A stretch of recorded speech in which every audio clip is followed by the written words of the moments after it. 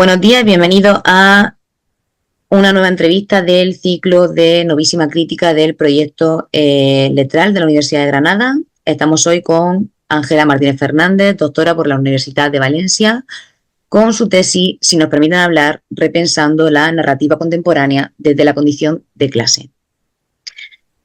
Antes de nada, muchísimas gracias, Ángela, por acompañarnos en este ciclo de entrevistas de jóvenes investigadores. Y como con el resto empezamos con dónde ubicar tu investigación, dónde la ubicas tú y cuáles han sido tus mayores problemas, retos y también alguna facilidad, supongo, o espero, en tu investigación. Gracias. Yo quiero empezar dando las gracias por haberme invitado a este ciclo de entrevistas en el que han participado ya compañeras y amigas a las que quiero mucho. Y decirte que me hace mucha ilusión hacerlo contigo porque ya sabes el cariño que te tengo y lo mucho que me gusta trabajar contigo. Así que va por delante primero dar las gracias a todo el equipo de Letral y a ti especialmente.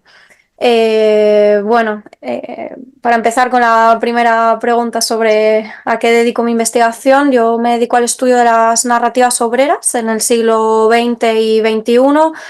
Es un enfoque más cercano a los estudios culturales que a la filología, y eso significa que incluyo todo aquello que está dentro del terreno de lo cultural y que de una u otra forma moviliza sentidos sobre lo obrero.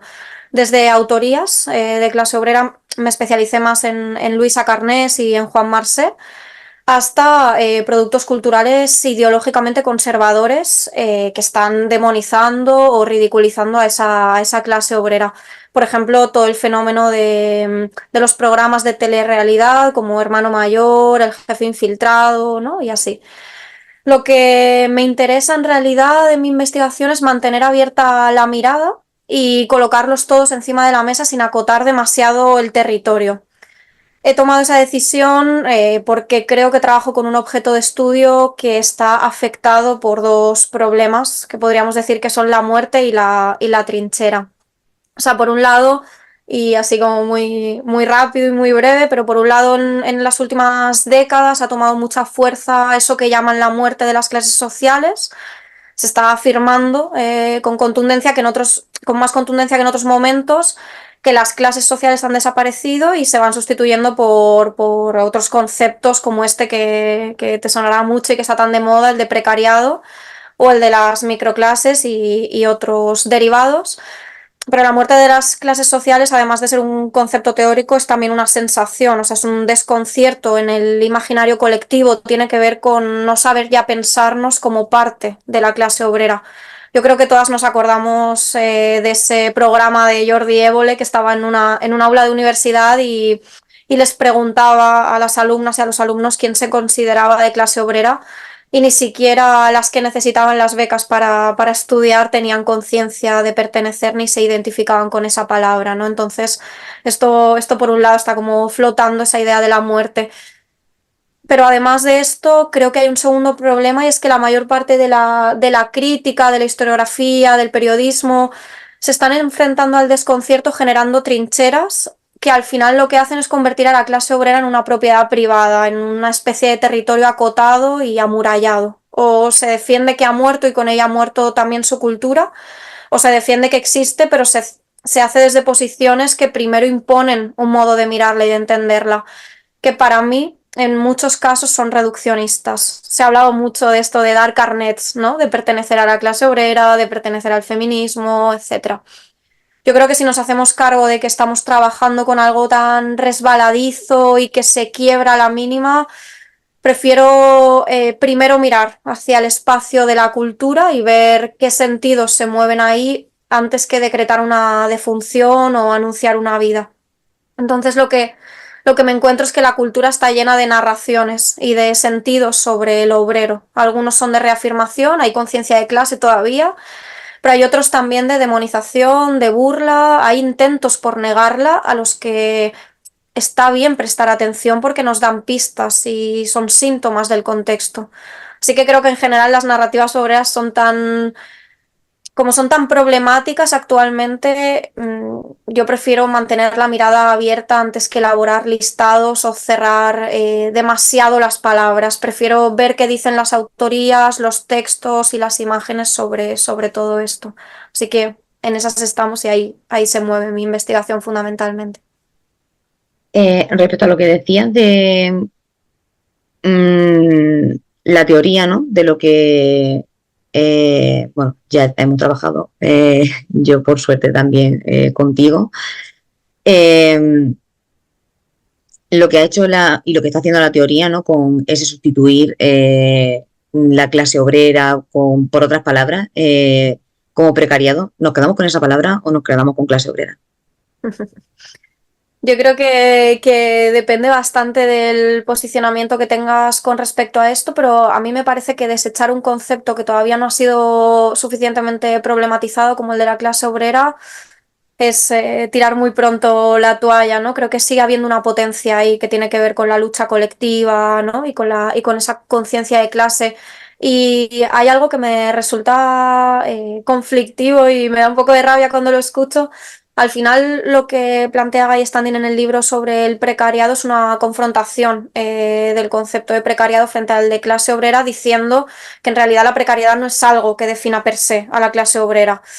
Y esto a mí me parece problemático porque al final impera una idea donde pues la clase obrera son estos trabajadores de la fábrica con contratos indefinidos y para mí el concepto va mucho más allá. Entonces antes de sustituirlo podemos movernos con todos ellos, pero no sé, sentémonos a debatirlos y a discutirlos, ¿no? Entre todas, primero. Sí, sobre todo porque para mí es una sustitución de alguna forma, y aquí es mi opinión simplemente, una sustitución maliciosa por eliminar lo obrero de el concepto clase obrera, ¿no? Porque precariado suena mucho mejor y precariado podemos ser mucho más todos y bueno, pues en el mismo sentido que el clase medianismo, ¿no? Eliminar a la clase obrera utilizando otro tipo de conceptos que bueno, que precario siempre ha sido la clase obrera y precaria siempre ha sido también buena parte de la clase media, que como tú decías en el programa de Jordi Évole, casi todo el mundo ya era clase media, nadie se considera clase obrera. Incluso utilizando los propios datos que, si no recuerdo mal, porque ahora que lo has dicho ha sido cuando ha venido a la mente ese momento de Jordi Évole, si no recuerdo mal, él daba las cifras de lo que se consideraba pertenecer a una clase, ¿no? Porque incluso eso también está medido económicamente. Entonces, si está medido económicamente, también está medido en la cultura. Entonces, si está medido en la cultura, tú que trabajas en narrativa obrera y obviamente ya hemos movido en ese campo desde el inicio de tus investigaciones, ¿qué tratamiento dirías que ha recibido esa narrativa obrera dentro del campo académico? Vale, dentro del campo académico concretamente, yo creo que generan varias cosas y ninguna de ellas es muy positiva.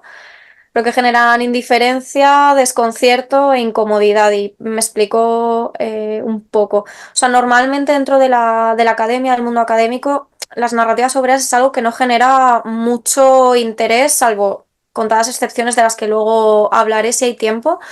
Es algo que parece que pertenezca al pasado, que tenga olor a naftalina, ¿no? O sea, como algo que no nos corresponde ya en el tiempo actual. Quizá después del acontecimiento de repolitización que supuso la crisis, el movimiento 15M y después la oleada de los feminismos, de forma colateral puedes encontrar que a más investigadores les interesan las narrativas obreras, pero no creo que eso esté pasando de forma muy significativa, por lo menos en el campo académico, que es por el que tú me preguntas. Creo que mucho más en asociaciones, organizaciones colectivas al margen, desde luego, pero dentro de la academia, salvo algunos reductos, no creo que sea un objeto de interés ahora mismo, sino más bien de desinterés. Por otro lado, creo que también genera mucho desconcierto, que no se sabe bien de qué hablamos, porque lo primero que se activa en nuestra cabeza es algo así como la narrativa obrera dominante. Es decir, si hago un seminario sobre narrativas obreras, te figuras que vamos a hablar, voy a tomar la imagen de Arantxa Tirado y de Ricardo Romero, de ese obrero de mono azul que fuma ducados en la puerta de la fábrica y de los panfletos que escribe en las horas libres que tiene. Entonces, para mí no es eso, o por lo menos no es solamente eso, ni muchísimo menos. Yo quiero hablar de la mala costumbre de Alana Portero, de Ceniza en la boca de Brenda Navarro, quiero hablar de Panza de burro de Andrea Abreu y de Ana Pacheco y de todo lo que escriba también. Pero creo que de momento lo que impera es el desconcierto, el a qué te refieres, la clase obrera exactamente qué es, pero esto habla más bien de precariedad y no de clase. Entonces creo que sí hay como una duda o una inseguridad que no está tanto en otros lugares o en otros temas, ¿no? Y por último, genera incomodidad y está bien que sea así. O sea, estamos colocando en un espacio dividido por la diferencia de clase unas narrativas que de una u otra forma vienen a enunciar y a nombrar todo esto, en muchos casos. Entonces creo que debemos asumir que el espacio académico y universitario se sostiene en una violencia de clase y lo que hacemos nosotras es situar un modo de o colocar un modo de mirar el mundo ahí, igual de válido que otros, pero mucho más molesto. Por eso lo que te encuentras casi siempre es una acusación de ideología. Lo más habitual es que te digan que trabajas con discursos partidistas, panfletarios, excesivamente politizados, antiliterarios. Me gusta tomar de Belén Gopey también una imagen que ella utiliza cuando dice que en la novela del siglo XX el uso de la política es como un pistoletazo en medio de un concierto, porque la gente se asusta y sale corriendo. Pues creo que hay algo de todo eso cuando se mira hacia las narrativas obreras y creo que ahí está también su potencia, porque nos permite agitar espacios de incomodidad, de poder y de jerarquía dentro del mundo académico donde estamos nosotras también, ¿no? Hablaba de, con esa idea de el olor con esa bonita imagen y triste, supongo, del olor a naftalina que puede producir el trabajar con lo obrero, ya sea en narrativa, en poesía o en cualquier disciplina, pero sobre todo en la literatura. Desde la teoría, como que sí es cierto, ¿no? Que no produce tanto interés, pero ¿crees que en la literatura sí que ha generado espacios de resistencia, de trinchera, después de, bueno, aquí en España ha sido con la crisis económica, pero en diferentes países pues ha tenido más que ver con crisis sociales o siempre con una ruptura o un acontecimiento, ¿no? Para mí sí, o sea, para mí sí que ha habido como una especie de reconciliación o de resignificación de esto, ¿no? De la clase social dentro de las literaturas que se están produciendo.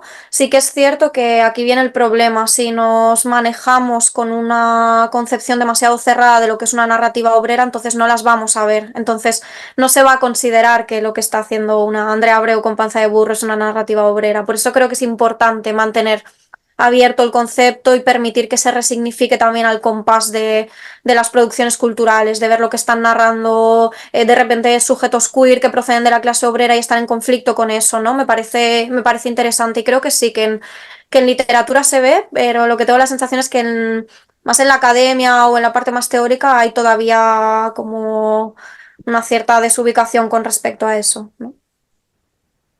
En esa línea, entonces, ¿qué es lo que te gustaría que sucediera con ellas? Vale, pues lo que me gustaría por pedir un deseo al aire es que en vez de buscarnos a ciegas entre nosotras, tuviéramos un lugar, no digo físico, que también, bienvenidos sean, ¿no? Un lugar académico mucho mejor articulado y legitimado para disentir entre nosotras.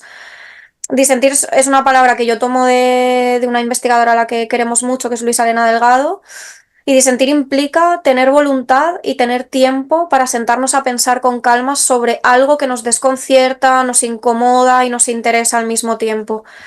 Pero para poder disentir o luchamos contra el mercado académico de la sobreproducción, en el que yo estoy metida hasta el cuello, y luchamos también contra la temporalidad que nos gobierna, o es absolutamente imposible pensar con calma en algo que está enquistado y por resolver. Así que mi deseo es más bien un deseo de poder parar, mirar a la cara a las demás, aunque eso sobre lo que vamos a hablar haga moverse algunas piezas e incluso nos haga sentir incómodas. Te diría, deseo hablar contigo sobre mi clase social sin que medien los certificados ni el cansancio. Eso es lo que pediría como deseo. Bueno, me sumo a ver si ocurre. Lo del lugar físico probablemente va a estar difícil, pero sí encontrar espacios para el disenso y tener tiempo sobre todo porque tener voluntad tenemos mucha. Eh, ya lo he visto con toda la gente con la que he tenido la suerte de trabajar eh, con la narrativa obrera y desde todos los puntos diferentes y desde todas las diferencias de cada uno de nosotros, la voluntad estaba ahí, el tiempo no.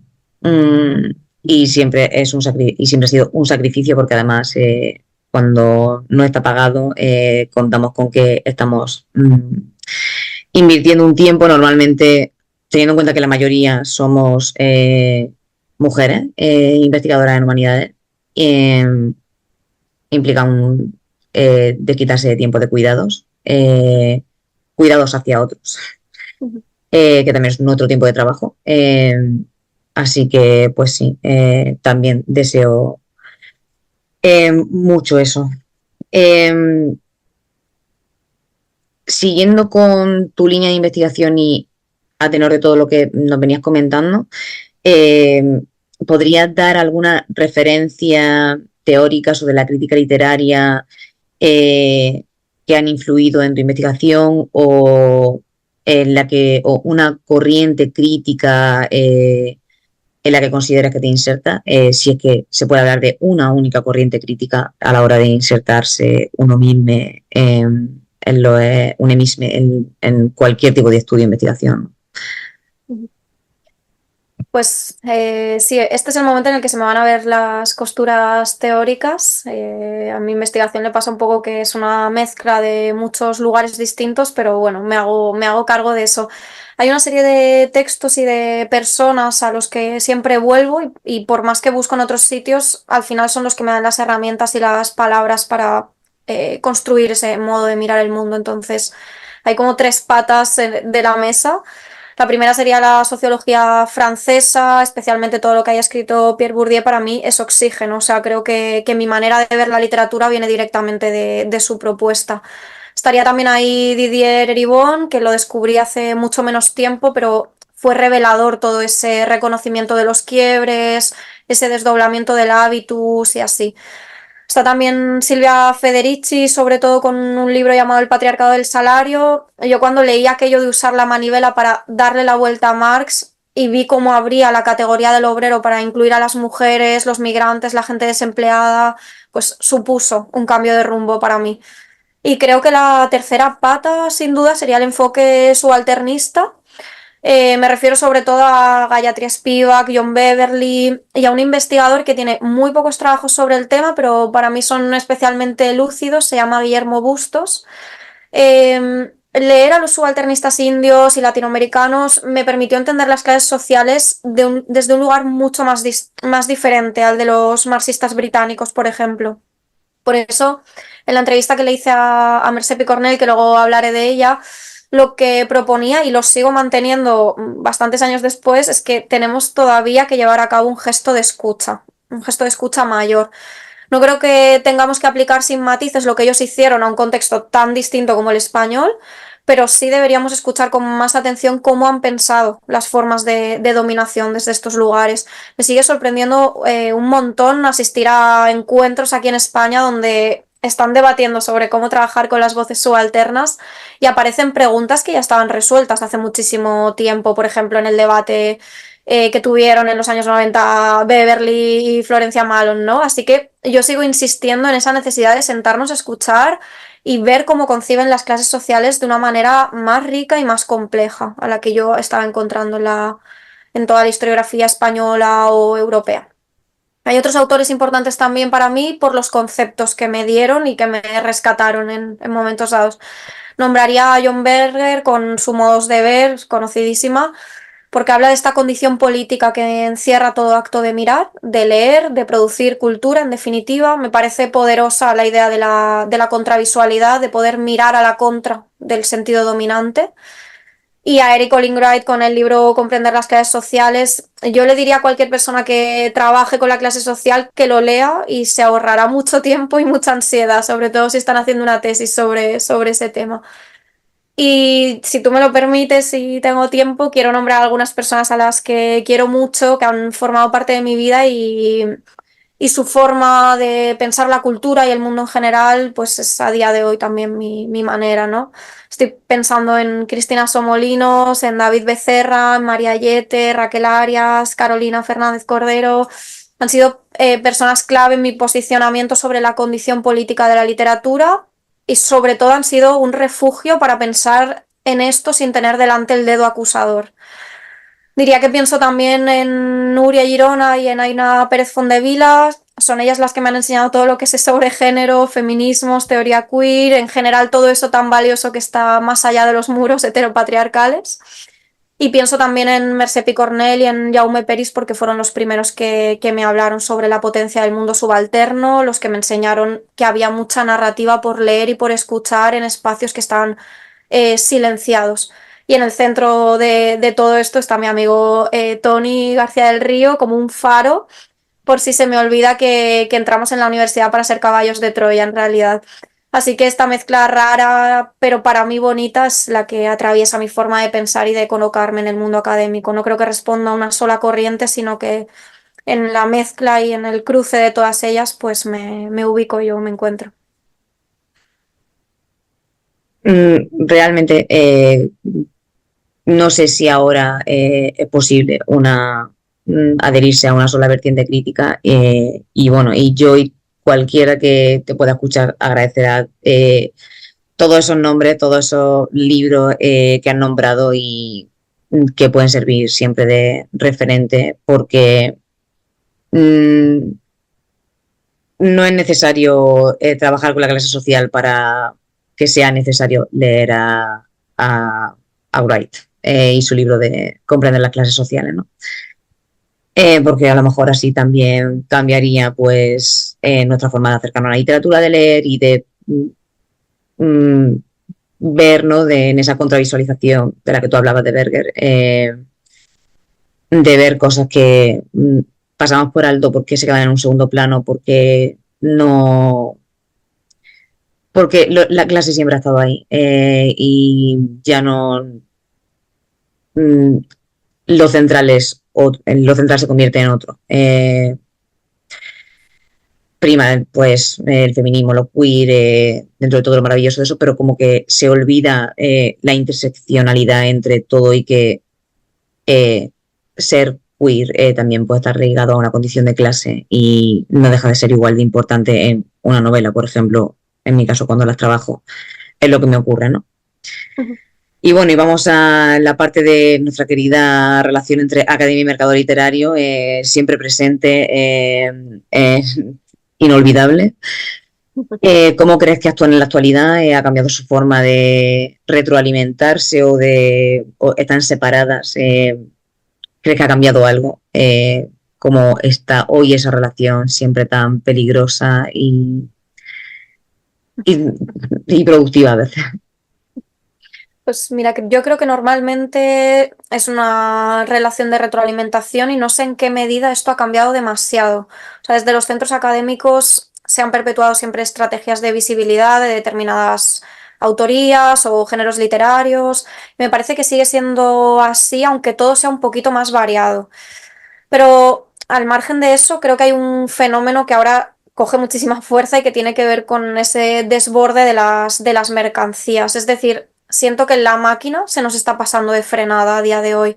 En la academia, con la exigencia y la sobreproducción de discursos en los que casi ni podemos pensar con calma, y en el espacio literario con la producción de narrativas que resulta incluso asfixiante. No sé si eso hace que la interacción entre ambos espacios cambie, pero creo que siguen, o sea, creo que siguen en diálogo, aunque una parte del mercado literario siempre ha ido por libre y no ha necesitado a la academia para validarse. Pero desde luego lo que sí creo es que están yendo parejos en lo que sería este desbordamiento. Es algo que me preocupa porque me resuena a colapso, a descontrol y a algo muy lejano a lo que iba a ser esa democratización de la cultura.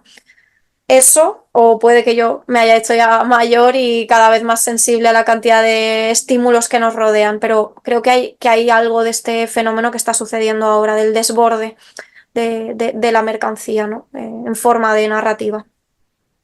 ¿Crees que en ese desborde de la mercancía,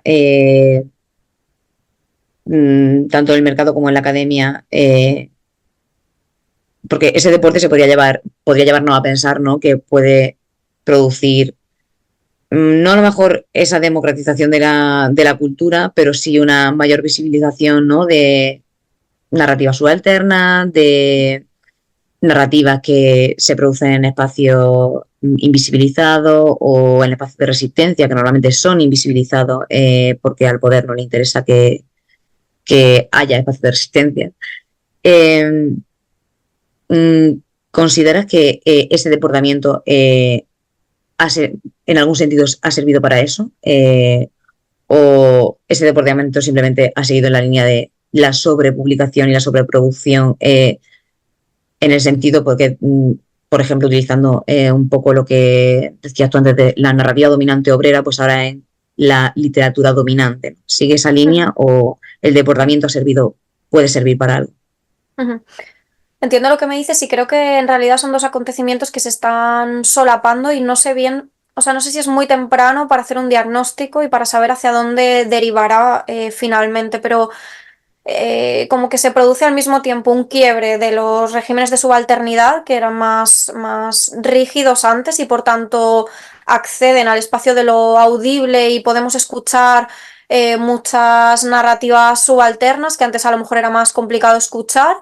Y creo al mismo tiempo que eso también tiene el riesgo no solo de ser absorbido por el mercado, por los ritmos del mercado, aunque parezca que no, pero que sean absorbidos por ello, y también de derivar en un colapso. Es que me viene mucho esa palabra a la cabeza, ¿no? Como de al final no ser capaces de, pues esto que reivindicaba antes, de sentarnos a pensar con calma, sino simplemente consumir, consumir, consumir y producir. O sea, es decir que también quizá estaría bien preguntarnos al tiempo que ocupamos espacios que nos habían sido negados, cómo dejar de ser mercancía para ser otra cosa dentro de esos espacios, ¿no? Y cómo quizá frenar un poco ahí la máquina e incluso tratar de imponer nuestras temporalidades o nuestras condiciones en ese tablero de juego que supone el espacio de lo audible, el espacio público.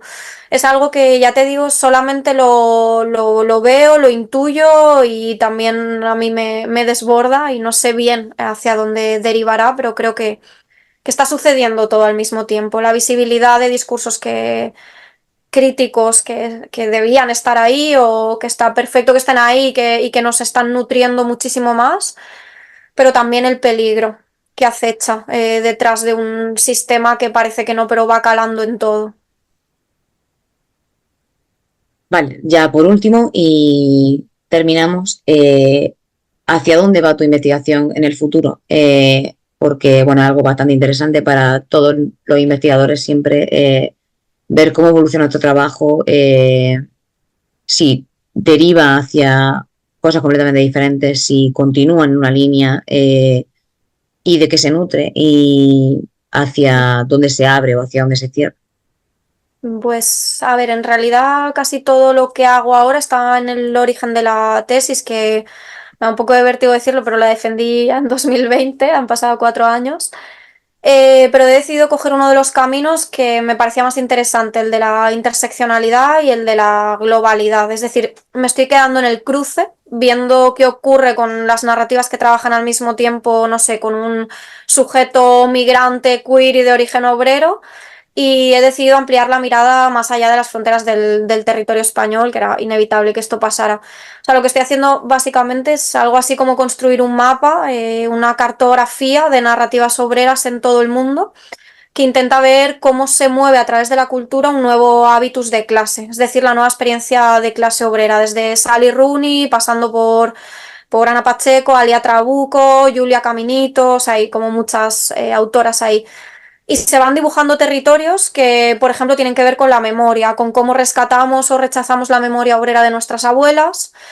Aparecen narrativas también que tienen que ver con el espacio, los nuevos perímetros de los barrios obreros, cómo aparecen o desaparecen. Están también las narrativas, lo decía antes, las narrativas queer de sujetos que proceden de la clase obrera y tienen un conflicto con ese lugar de origen. Bueno, estoy viendo qué tipos de elementos comparten, qué decisiones toman, cómo narran, etcétera. Así que hacia allí estamos yendo, creo que con demasiada calma porque la interrupción de los contratos no facilita el pensamiento, pero yo espero que sirva, o sea, que el mapa sirva al menos para colocar a las narrativas obreras en un lugar que nos conecte a muchas de nosotras.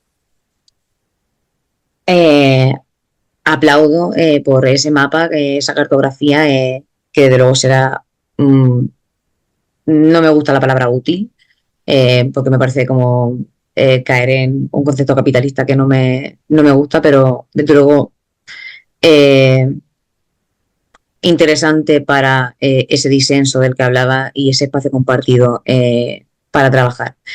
Y para cerrar, y esto ya es como algo que puedo hacer porque te conozco personalmente, y puedo ponerte en esta tesitura de decir que en septiembre se va a publicar tu primer poemario, Huracanes en la periferia, también con un nombre tan ligado a tu propia investigación, eh, porque somos una, somos todos, somos muchas y somos una a la vez. Y bueno, como en muchas ocasiones, como en esa formación académica, tenemos otras formaciones complementarias y otros trabajos complementarios, porque hacer literatura también lo es. Eh, Te pediría que si te apetece leernos un poema y darnos un adelanto al proyecto letral de esa novedosísima lectura que vamos a tener para septiembre. Claro que sí, y mil gracias. A veces también la faceta artística está bien que no la devore, ¿no? El espacio académico o la escritura académica, aunque yo he tardado 9 años en hacer el poemario, pero está bien. Pues leo el segundo poema del libro.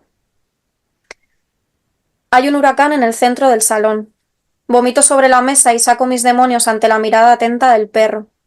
Tengo veneno en las comisuras. Anoche no debí decírtelo, pero la oscuridad nos vuelve mansos, y una caricia tiene potencial revolucionario cuando sabes cómo tocar a otra persona. Están robándole años de vida a mi madre las pastillas que le dieron en la seguridad social. Si no estuviéramos tan enfermos de competencia, podríamos usar la literatura como un repositorio de voces diferentes donde la mujer ecuatoriana que cuida de tu abuelo tuviese derecho a un discurso público. Las mujeres que me rodean no tienen derecho a un discurso público, y las que lo tienen están tomando antidepresivos porque el trabajo devora todo lo que fuera un tiempo atrás. Llevo diazepam dentro del monedero, pero no te lo dije el mes en que nos conocimos por miedo a las consecuencias. Hay un huracán en el centro del salón. Alguien me desviste y yo camino recto hasta perderme en el umbral del vómito que hay sobre la mesa. Estoy matriculada en un curso sobre la lucha de clases que cuesta 110 euros. Las mujeres de mi familia tienen que limpiar 6 casas ajenas durante varias horas para ganar 110 euros. He aprendido menos con el curso que viéndolas hablar a ellas sobre conciencia de clase. Tengo veneno en las comisuras. Anoche no debí decírtelo, pero la oscuridad nos vuelve mansas y una caricia tiene más potencial revolucionario cuando sabes cómo tocar a otra persona.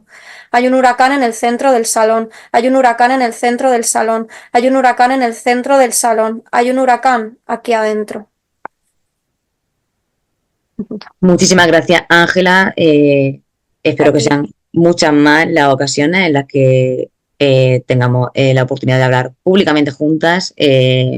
Y bueno, cuando llegue septiembre, tu poemario caerá en mis manos como agua de septiembre, no de mayo. Eh, y no será lectura de verano, algo que me parece absolutamente genial y maravilloso. Y con esto terminamos. Muchísimas gracias de nuevo. Gracias Eh, a vosotras. y un placer, querida. Igualmente, mil gracias.